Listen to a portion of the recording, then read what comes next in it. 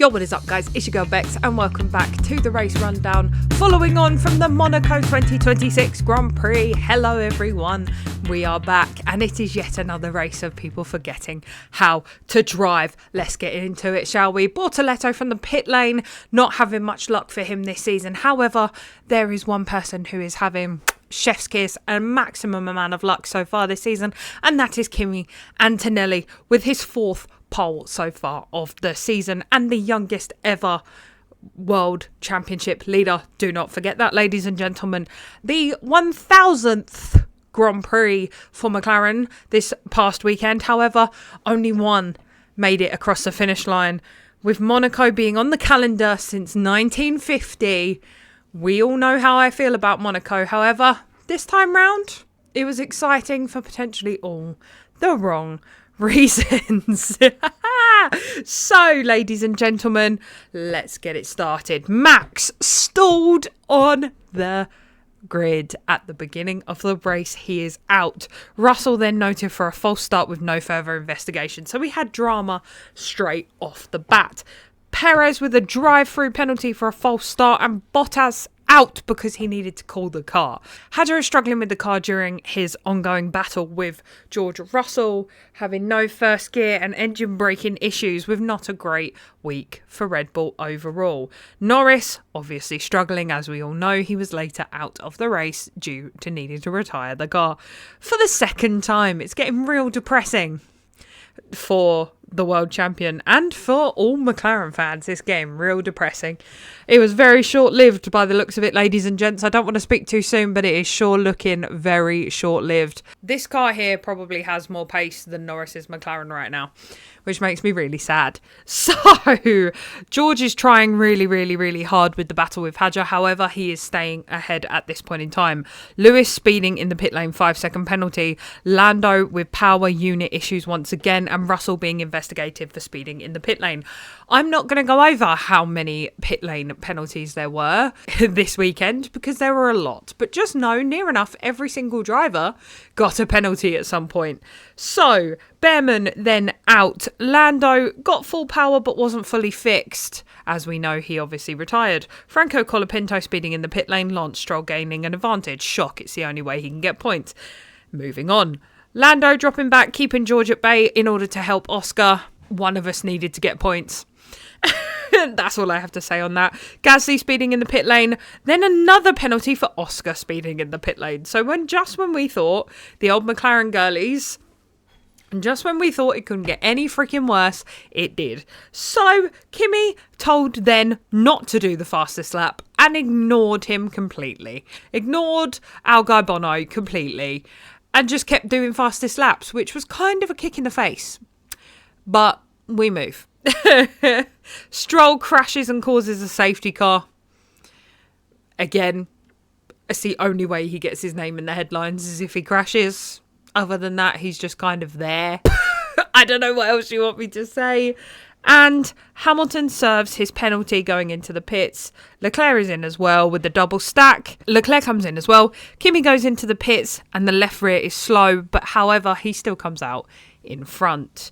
Then Stroll hit the marbles and came off the track. They weren't marbles. It was the new tarmac they'd laid down coming up off of the ground.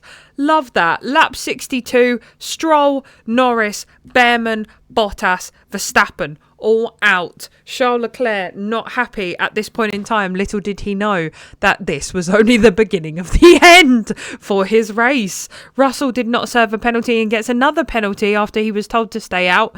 Lapped cars then overtake on lap 64, with the safety car ending on lap 65. Charles on lap 66 crashes on the final corner with a red flag. Standing start on lap 70 with Sainz and Colapinto and Hülkenberg collision. 5 wins in a row for Kimi. Lewis Hamilton in second and Hülkenberg with a 10-second penalty, leaving Hadjar in third. Let's go. Red Bull needed some points. Let's go for Hadjar. Whoop, whoop. So, and that was the race. That was the chaos. Then we have the other chaos, which was celebrities at Monaco. We know is a thing. Okay? Not talking to Martin Brundle, we also know is a thing. But if you go to the F1, they're going to ask you questions. So maybe you should just try and respond. Anyway, that's a whole nother thing. We have, before I go into the reality TV star of In the Room, we're not going to call her an elephant because she's not, but before we get into the reality TV star In the Room, we're just going to go with this first. So, oh, boys. Leclerc signed himself a contract extension. Let's go. And as long as they're paying for his therapy bill, I wish him all the very, very best in the future at Ferrari. I really do. Because they are fucking him left, right and Chelsea. But hey ho, we move. Charles Leclerc, contract extension. Needs to pay for that wedding somehow. Fair play, my guy. Let's go. Okay, now we're going to get into the reality star In the Room. This weekend, we were graced with the presence of a Miss Kimberly Kardashian and her sister Khloe Kardashian, who, by the way, is my favourite, for those that care. And there was some outrage. A lot of people were angry. A lot of people were upset. Me, on the other hand, as long as Lewis is happy, who do I care that he dates, right? One of the biggest things I saw that people were pissy about was her taking Kimmy's towel to dry herself off. Like, I'm not going to lie, if I was covered in champagne, I would do the same thing. Like, I would dry myself off with the nearest thing, and if that was a towel, I'm going to use it. I don't care if it was for the races after the race. I don't give a fuck. I'm going to dry myself off. So I don't get why everybody's pissy about that. I really don't. It was nice to see her there. I'm not upset about her being there. I think I was just more annoyed about the fanfare that it created and the fact that all Sky F1 wanted to do was show Kim. It's like, we get it. She's there. They're dating. Let's move on. Like, let's just get on with the racing and stuff. Obviously, it's going to boost their views and whatever. It's kind of like the Taylor Swift in the NFL situation. But it's the same with her. Like, we get that she's in the building. Now let's get back to the sport at hand kind of thing. And they really needed to stop showing her as much because it was kind of driving me nuts. But as long as she and Lewis had a great time, that's all that matters. The Kardashians were there and we all knew it was going to happen. And I mean, what better stage to do it than the Monaco Grand Prix? Everybody is already hyped up about the celebrities being there. Everyone as well was pissed online that she arrived by boat. I'm like, one, it's Monaco, everybody arrives by boat. And two, no matter what way she'd arrive, she'd have stuck out like a sore thumb anyway.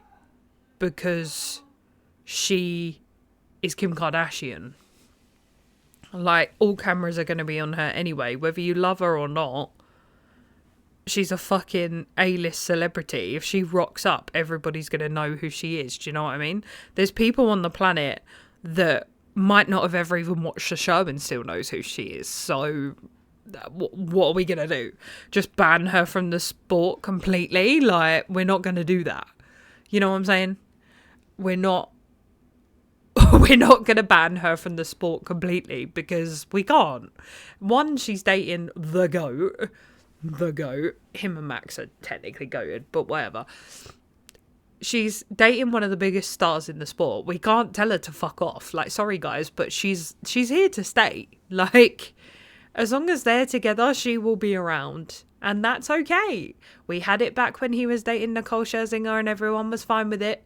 So we're just going to have to learn to be okay with it, aren't we? Come on, everyone.